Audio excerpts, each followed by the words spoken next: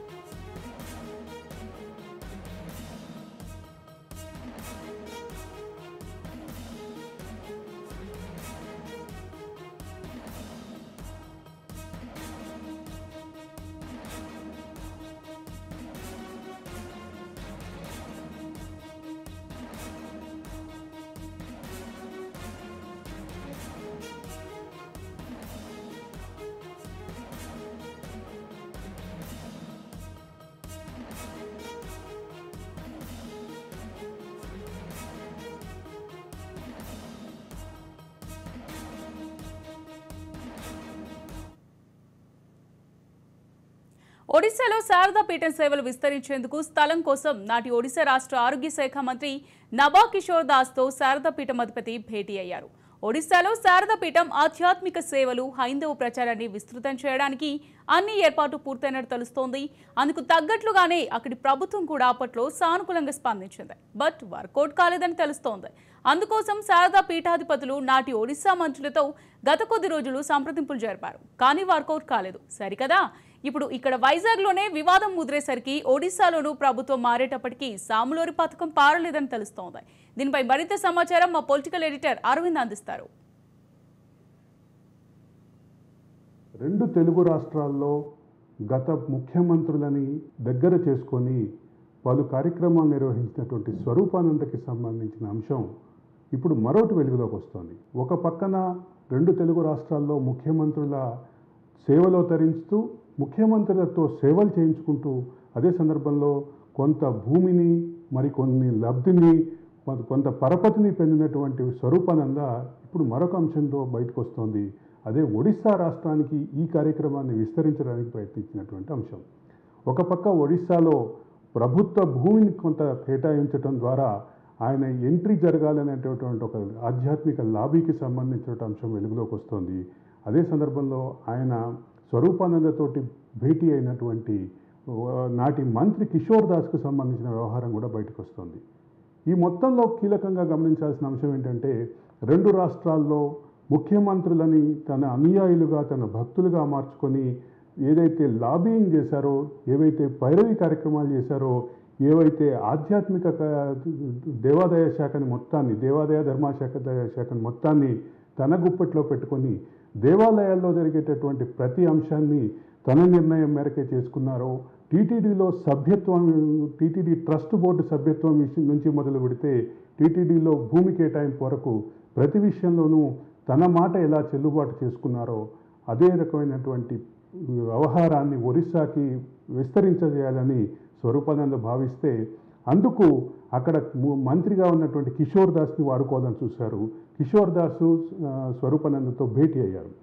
కిషోర్ దాస్ ద్వారా అప్పటి ముఖ్యమంత్రికి దగ్గర అవ్వాలని చూసినటువంటి స్వరూపానంద పన్నాగం ముఖ్యమంత్రి యొక్క వ్యవహార శైలితోటి బ్రేక్ అయింది. ఆంధ్రప్రదేశ్, తెలంగాణ ముఖ్యమంత్రులు గత ముఖ్యమంత్రులలాగా ఒరిస్సా ముఖ్యమంత్రిని కూడా బుట్టలో వేయాలని చేసినటువంటి ప్రయత్నం ఏదైతే ఉందో ఆ ప్రయత్నం అక్కడ ముఖ్యమంత్రి నవీన్ పట్నాయక్ ముక్కుసూటితనంతో బ్రేక్ అయిందని చెప్పక తప్పదు. ఆధ్యాత్మిక విషయాల్ని ఆధ్యాత్మికంగానే ఉంచాలి, ఆధ్యాత్మిక విషయాల్ని రాజకీయ అంశాలుగా మార్చొద్దు, అంటే రాష్ట్ర పాలనలో వీళ్ళ ప్రభావం ఉండకూడదు అని స్ట్రిక్ట్గా అభిప్రాయపడినటువంటి ముఖ్యమంత్రి, అప్పటి ముఖ్యమంత్రి నవీన్ పట్నాయక్ వ్యవహార శైలితో ఇది మొదలైంది. అయితే ఇక్కడ ఒక అంశం ప్రధానంగా చర్చలోకి వచ్చింది. ఇప్పుడు ఈ కిషోర్ దాస్ అదే సందర్భంలో నవీన్ పట్నాయక్కి దగ్గరయ్యే క్రమంలో చేసినటువంటి ప్రయత్నాలు ప్రయత్నాలకు సంబంధించినటువంటి అంశాల్లో ఒక జోక్ అయితే విస్తృతంగా ప్రచారంలో ఉంది. ఈ స్వరూపానందని నమ్ముకున్నటువంటి కేసీఆర్, స్వరూపానందాన్ని నమ్ముకున్నటువంటి జగన్ కూడా ఓటమి పాలయ్యారు. అదే సందర్భంలో స్వరూపానంద దగ్గర వాళ్ళని ప్రయత్నించినటువంటి నవీన్ పట్నాయక్ కూడా ఓటమి చూడాల్సినటువంటి పరిస్థితి అనేది ఒక సెటైరికల్ వర్షన్ అయితే బాగా విస్తృతంగా ప్రచారంలో ఉంది. అంటే స్వరూపానందని ఐరన్ లెగ్గా చూపించే ప్రయత్నం అయితే ఖచ్చితంగా జరుగుతోంది. అయితే ఇక్కడ ఒక విషయం ప్రధానంగా గమనించాల్సిన అంశం ఏంటంటే, ఇక్కడ ఏదైతే రెండు రాష్ట్ర ప్రభుత్వాల్ని రిమోట్ తన దగ్గర పెట్టుకొని నడిపినటువంటి స్వరూపానంద అదే రకమైనటువంటి అభిప్రాయాన్ని, అదే రకమైనటువంటి ప్రభావాన్ని చూపాలని ఒరిస్సాలో ప్రయత్నిస్తే, అక్కడ ఒరిస్సా ముఖ్యమంత్రికి సంబంధించిన అదే సందర్భంలో ఒరిస్సాలో ఆయన పాచిక పారలేదు. ఇక్కడ రెండు రాష్ట్రాల్లో అధికారం కోల్పోవడంతో పాటు అక్కడ కూడా ఆయన ప్రయత్నించినటువంటి పార్టీ అధికారంలో కోల్పోయినటువంటి పరిస్థితి ఉంది. వీటిలా ఉంటే స్వరూపానందకి సంబంధించినటువంటి నెట్వర్క్ ఏదైతే ఉందో ఆ నెట్వర్క్ ఇంకా తన ప్రయత్నాల్ని కొనసాగిస్తూనే ఉంది అనేది ఒక వార్త వినిపిస్తోంది.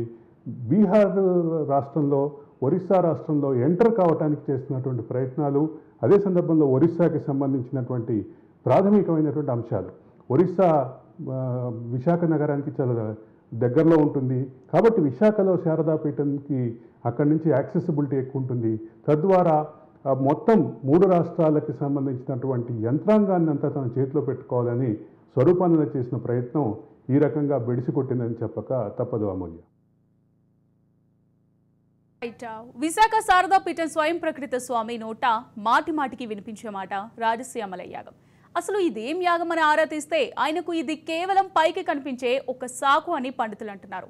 ఆ పూజను ఓ సాధారణ పూజారి కూడా చేయించగలడని, దీనికి మరీ అంత పెద్ద బిల్డప్ ఎందుకని విమర్శలు వస్తున్నాయి.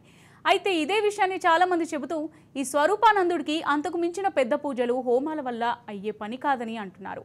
అయితే చండీ యాగము చేయాలంటే ఈ పీఠానికి చేత కాదని, మళ్ళీ శృంగేరి వంటి పీఠం సహకరించాల్సిందే అంటున్నారు. పోనీ ఈయన పీఠానికి ఏమైనా సుదీర్ఘ చారిత్రక గురు పరంపర ఉందా అంటే అది లేదని అంటున్నారు. దీనిపై మరింత సమాచారం మా పొలిటికల్ ఎడిటర్ అరవింద్ అందిస్తారు. అమూల్య, నేను దానికి సంబంధించినటువంటి ప్రస్తావన తీసుకొస్తున్నాను. రాజశ్యామల యాగం పేరిట 2 ముఖ్యమంత్రుల్ని బుట్టలో వేసినటువంటి స్వరూపానంద అదే రకమైనటువంటి అభిప్రాయంతో, అదే రకమైనటువంటి భావజాలాన్ని ఒరిస్సా ముఖ్యమంత్రి, మాజీ ముఖ్యమంత్రి నవీన్ పట్నాయక్ ఎక్కించడానికి ప్రయత్నం చేశారనేటటువంటిది చాలా క్లియర్. అయితే అసలు రాజశ్యామల యాగం ఏంటి, రాజశ్యామల యాగానికి ఏమన్నా పేటెంట్ స్వరూపానందకు ఉందా అనేటటువంటి అంశం మాత్రం ఖచ్చితంగా చర్చలో ఉంది. ఈ అంశం మాట్లాడుకుంటే రాజశ్యామల యాగం అనేది ఒక పర్టికులర్ యాగం అనే విషయం నుంచి మొదలు పెడితే, రాజశ్యామల యాగానికి ఎక్కడ పురాణాల్లో దీనికి సంబంధించిన ప్రస్తావన లేదనే అంశం అలాగే లైవ్లో ఉంది. అయితే రాజశ్యామల యాగం పేరిట జరిగేటటువంటి పూజా కార్యక్రమం ఏదైతే ఉందో ఇది పురాణాల్లో లేనప్పటికీ కొంత అంటే ఈ మధ్య కాలంలో ప్రాచుర్యంలోకి వచ్చినప్పటికీ దీనికి సంబంధించిన పేటెంట్ మొత్తం స్వరూపానందకే ఉన్నట్లుగా స్వరూపానంద ప్రవర్తించడం మాత్రం గమనించాలి. ఇది ఒక సాధారణమైనటువంటి యాగ ప్రక్రియ. దీనికి సంబంధించి రాజసూయ యాగంలాగానో, అశ్వమేధ యాగంలాగానో కఠినమైనటువంటి నియమాలు లేవు. అదే సందర్భంలో రాజశ్యామల యాగం చేయటం ద్వారా, రాజశ్యామల యాగం ద్వారా అధికారం దిశగా వెళ్ళేటటువంటి పరిస్థితి ఉంటే, కేవలం రాజశ్యామల యాగమే అధికారంలోకి తీసుకొచ్చే పరిస్థితి ఉంటే, ఇప్పటికే రాజశ్యామల యాగం చేసినటువంటి కేసీఆర్ ఓటమి పాలయ్యారు. రాజశ్యామల యాగం చేసినటువంటి జగన్ చాలా ఘోరమైనటువంటి ఓటమి పాలయ్యారు. కాబట్టి రాజశ్యామల యాగం అనేది అధికారానికి రావటానికి ఇదొక్కటే మార్గం అనేటటువంటి స్వరూపానంద మాటలు ఏవైతే ఉన్నాయో ఆ మాటల్లో డొల్లతనం ఈ ఘటనతోటి బయటపడిందని చెప్పాలి. మరొక విషయం, రాజశ్యామల యాగం ఏమి కఠినమైనటువంటి యాగం కాదు, అది సాధారణమైనటువంటి సాంప్రదాయకమైన తెలిసినటువంటి అర్చకులు ఎవరైనా చేసేటటువంటి యాగం అనేటటువంటి వాదన కూడా ఉంది. అంటే ఒకటేమో పురాణాల్లో లేదనే వాదన నుంచి మొదలు పెడితే ఇది సాధారణమైనటువంటి యాగం అనేటటువంటి అంశం ఉంది. ఇక్కడ ప్రధానంగా గమనించాల్సిన అంశం ఏంటంటే, ఈ 2 వాదనలని పక్కన పెట్టి రాజశ్యామల యాగానికి మొత్తానికి తానే పేటెంట్ హక్కుదారుగా మాట్లాడుకునే ఈ స్వరూపానందకి సంబంధించిన అంశం మాత్రం ఖచ్చితంగా డిబేటబుల్ సబ్జెక్టే. దీనికి సంబంధించినటువంటి రాజశ్యామల యాగానికి సంబంధించినటువంటి అంశంలో పలు వివాదాలు ఉన్నప్పటికీ ఇది ప్రధానమైనటువంటి అంశంగానే చూడాల్సినటువంటి పరిస్థితి ఉంది. రాజశ్యామల యాగం అనేది సాధారణమైనటువంటి సాంప్రదాయాలు తెలిసినటువంటి సాధారణ అర్చకుడు చేయగలిగేటటువంటి యాగాన్ని దానికి పూర్తిగా హక్కుదారిగా తాను మాత్రమే అని చెప్పుకోవటం ద్వారా రాజశ్యామల యాగాన్ని మ్యాగ్నిఫై చేసి ఎక్కువగా చూపిస్తూ దానిని తాను మాత్రమే తన నేతృత్వంలో ఉన్నటువంటి టీం మాత్రమే చేయగలదని ప్రచారం చేయడం ద్వారా ఇది ఒక ఆధ్యాత్మిక హైజాక్గా ఈరోజు మాట్లాడుతున్నటువంటి పరిస్థితి ఉంది. అసలు స్వాములు ఎవరిని తమను తాకనివ్వరు. అయితే ఈయన మాత్రం ఏకంగా జగన్ను పట్టుకొని ఆలింగనాలు ముద్దులు పెట్టుకొని నానా హంగామా క్రియేట్ చేశారు. పైగా జగన్ అంటే తనకు పిచ్చి ప్రేమ అని, జగన్కు అధికార పీఠం కోసం బోలెడు పూజలు చేశానని ఓ డొల్లో ప్రకటన జారీ చేశారు. ఈ సర్వసంగ పరిత్యాగ స్వాములకు హై ప్రొఫైల్ నాయకులు వ్యాపారులపైన మాత్రమే ఆ ప్రేమ దేనికని చాలా మంది పండితులు ప్రశ్నిస్తున్నారు. పైగా అలనాడు తన వల్లే జగన్కు అధికారం వచ్చిందని చెప్పకనే చెప్పుకునే ఈ స్వామి ఇప్పుడు ఆయన గారు ఘోరంగా ఓడిపోయి కూటమి రాగానే మేం పీఠాధిపతులం, మేం స్వాములం, మాకు రాజకీయాలు లేవు అని ఏదో డొల్ల కబుర్లు చెప్పడం ఏంటని ప్రశ్నిస్తున్నారు. దీనిపై మరింత సమాచారం మా పొలిటికల్ ఎడిటర్ అరవింద్ అందిస్తారు. దీనికి సంబంధించిన అంశంలో నాకు కూడా రకరకాల అనుమానాలు వచ్చినాయి. లోతుగా ఆలోచిస్తే నాకు ఒకటి కంక్లూజన్ వచ్చింది. ఒక పక్క అత్యంత శుభ్రత పాటిస్తాం, అత్యంత మడి ఆచారాలు పాటిస్తాం, సాధారణ ప్రజలను కలిసి దగ్గరికి రానివ్వం, టచ్ చేయనివ్వం, వాళ్ళు భక్తిగా తల వంచి పాదాలకు నమస్కారం చేస్తే కూడా పాదాలను టచ్ చేయమని చెప్పేటటువంటి ఈ సోకాల్డ్ స్వాములంతా ఎందుకు ముఖ్యమంత్రిని ఆలింగనాలు చేసుకుంటారు? ముఖ్యంగా స్వరూపానందకు సంబంధించిన అంశం. ఎందుకు ఆయన జగన్ ఆలింగనం చేసుకుంటారు, ముద్దులు పెడతారు, కేసీఆర్ని ఆలింగనం చేసుకుంటారు అంటే ఒక అంశం మాత్రం నాకు క్లియర్గా అర్థమైంది. ఇది పైకి చెప్పినటువంటి మడి ఆచారాలకు విరుద్ధంగా సమాజానికి ఒక సందేశం ఇవ్వాలనుకుంటున్నాడు స్వరూపానంద. అదేంటంటే ఈ రెండు రాష్ట్రాల ముఖ్యమంత్రులకి నేను అత్యంత ఆప్తుణ్ణి, నేను ఏదన్నా పని కావాలనుకుంటే చేయించగలను అనే విషయాన్ని ఖచ్చితంగా అంటే నేను పలానా నాయకుడితో ఉన్నాను ఫోటోలు ఎట్లయితే సహజంగా మార్కెట్లో ఉండే బ్రోకర్లు చూపిస్తారో అదే రకమైనటువంటి బ్రోకర్లు చూపించేట్లాగానే ఇప్పుడు ఈ స్వామి ఏదైతే ప్రదర్శన చేస్తున్నారో, అంటే ముఖ్యంగా తాను ముఖ్యమంత్రులకు అత్యంత సన్నిహితుడిని అని చెప్పడం ద్వారా ముఖ్యమంత్రులతో కానీ లేదా ప్రభుత్వంతో కానీ లైజన్ వర్క్స్ ఏమన్నా ఉంటే ఆ లైజన్ వర్క్లకి పూర్తిగా తాను మంచి యాక్సెస్ ఉన్నవాడని ప్రపంచానికి, ముఖ్యంగా ఈ కాంట్రాక్టర్లకి వీళ్ళకి చెప్పాలనే ఉద్దేశంతో ఈ రకమైనటువంటి ఆలింగనాలు చేపట్టారనేది ఖచ్చితంగా నాకు అనిపిస్తుంది. అయితే ఇక్కడ ఒక ప్రధానమైన అంశం గమనించాలి. ఇద్దరు ముఖ్యమంత్రులకి, రెండు రాష్ట్రాలకు సంబంధించిన ఇద్దరు ముఖ్యమంత్రులకి సన్నిహితుడని చెప్పుకోవడం ద్వారా ఆ రకమైనటువంటి ఆయన కార్యక్రమాలు చేశారనటానికి కూడా కొన్ని సబ్స్టాన్షియల్గా కొన్ని ఉదాహరణలు ఉన్నాయి. ముఖ్యంగా టీటీడీ బోర్డు సభ్యుడి విషయంలో టీటీడీ బోర్డు సభ్యులుగా కొంతమందిని డబ్బులు తీసుకొని వేయించారు అనేటటువంటి అంశం ప్రధానంగా తీసుకుంటే, అక్కడి నుంచి మొదలు పెడితే ఎండోమెంట్ శాఖలో పూర్తిస్థాయి నియామకాలు, పూర్తిస్థాయి పూజలకు సంబంధించిన ఆధ్యాత్మిక కార్యక్రమాలు కూడా ఆయన కంట్రోల్లోనే ఉన్నటువంటి పరిస్థితి. ఆ తర్వాత కాంట్రాక్టర్లకి, అంటే దేశంలోనే ప్రముఖ కాంట్రాక్టర్లుగా ఉన్న వాళ్ళు కూడా వెళ్ళి ఈ రెండు రాష్ట్రాల్లో బిల్లుల చెల్లింపుకు సంబంధించినటువంటి అంశంలో ఆయన దగ్గర ప్రాధేయపడినట్టుగా కొన్ని దానికి సంబంధించిన ఆధారాలు కూడా ఉన్నాయి. అక్కడ నుంచి మొదలు పెడితే ప్రతి అంశంలోనూ ప్రభుత్వానికి తాను లైసెన్స్ చేయటంలో చాలా దగ్గరవాణ్ణి అని చెప్పుకునే క్రమంలో ఈ రకమైనటువంటి ముఖ్యమంత్రుల్ని ఆలింగనం చేసుకోవటం, ముఖ్యమంత్రులకు ముద్దులు పెట్టడం, ముఖ్యమంత్రుల్ని ఆత్మలుగా అభివర్ణించటం, ఇవన్నీ జరిగాయని చెప్పక తప్పదు. కాకపోతే ప్రభుత్వం మారిన తర్వాత మళ్ళీ పొద్దుతిరుగు పువ్వులాగా మారిపోయి పూర్తిగా తన యాటిట్యూడ్ని మరొక వైపు మళ్ళించినటువంటి పరిస్థితి. నేను చంద్రబాబుకి అత్యంత దగ్గర వాడిని, చంద్రబాబే రాష్ట్రానికి పెద్ద దిక్కు అంటూ మొదలుపెట్టినటువంటి ఏదైతే వెర్షన్ ఉందో ఆ వెర్షన్ ఖచ్చితంగా నవ్వు తెప్పిస్తున్నటువంటి పరిస్థితి ఉంది.